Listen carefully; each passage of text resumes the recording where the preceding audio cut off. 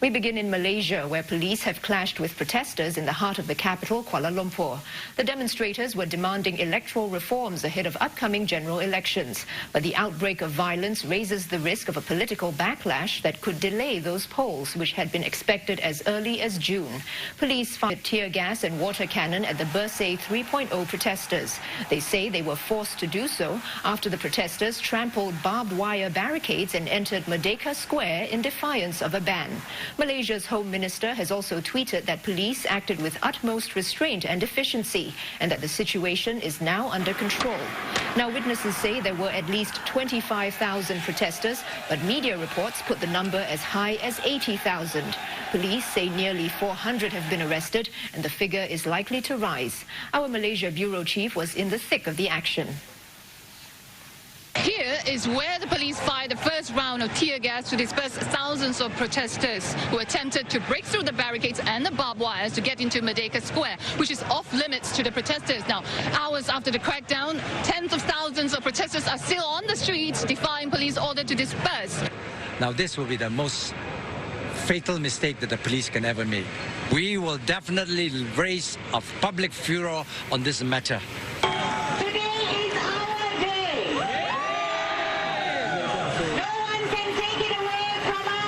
Now, many Malaysians are watching in disbelief today that history is repeating itself. Police are firing tear gas and using water cannons to disperse crowd. Dataran is for the rakyat, it's the people's, it's Freedom Square, and therefore it belongs to the people, and we have the right to be there. I think with each Bersih, with each generation, we become more and more emboldened, and we increase in our belief that we can actually bring a change. Now, as evening falls, the KL city centre is still a scene of chaos. Thousands of police officers are out combing the streets, hauling up protesters. Some have gone into hiding. Others have becoming more and more emboldened to challenge the police as the standoff continues. Melissa Go, Channel News Asia, Kuala Lumpur. Well, simultaneous rallies were held in 11 cities across Malaysia, including in opposition-held Penang. Our reporter Saiful Bari Ismail was there. The crowd is starting to gather here at the esplanade, already a few hundred of them, all dressed in yellow as a show of solidarity to Bersih's cause for a free and fair elections. Now, this rally is organized by Aliran. It's a civic society group and also a component member of Bersih. It's a hot day today, and the organizers have placed cartons of mineral water all across the field for the people who are expected to gather here today.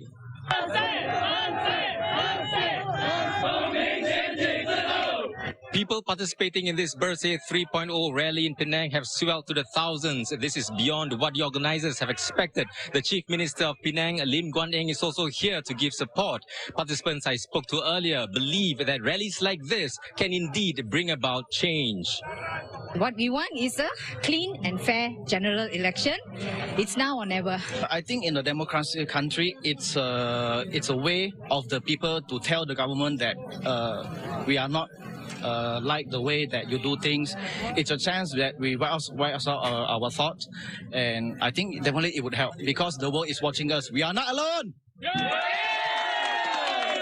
In his speech, the Chief Minister of Penang, Mr. Lim Guan Eng, urged those gathered at the esplanade to keep on believing in the efforts to ask the government for a free and fair elections. It has been a peaceful rally here in Penang. The Chief Minister was escorted out of the area without any incidents. Just across the causeway from Singapore in Johor, there are conflicting reports about demonstrator turnout. Going by state TV footage, the Bersih campaign gained little traction here. Several locations where rallies had been planned barely attracted anyone at all. And some locals said they were irritated by the very idea of public protests. Di rakyat Malaysia, kita ada hak untuk dalam situasi dalam pilihan raya untuk menentukan kedudukan suatu pemerintahan. Itu lebih baik untuk rakyat Malaysia lah. Pada saya, perhimpunan Bersih ni boleh menjelaskan lah dari segi keselamatan dan juga ekonomi lah. Dari segi pelancong pun mungkin akan takut datang ke Malaysia ni. Peniaga terpaksa tutup kedai. Rakyat semua ketakutan lah. Macam saya tadi baru parking kat bawah, tapi ada orang cakap ada perhimpunan, terpaksalah parking kat dalam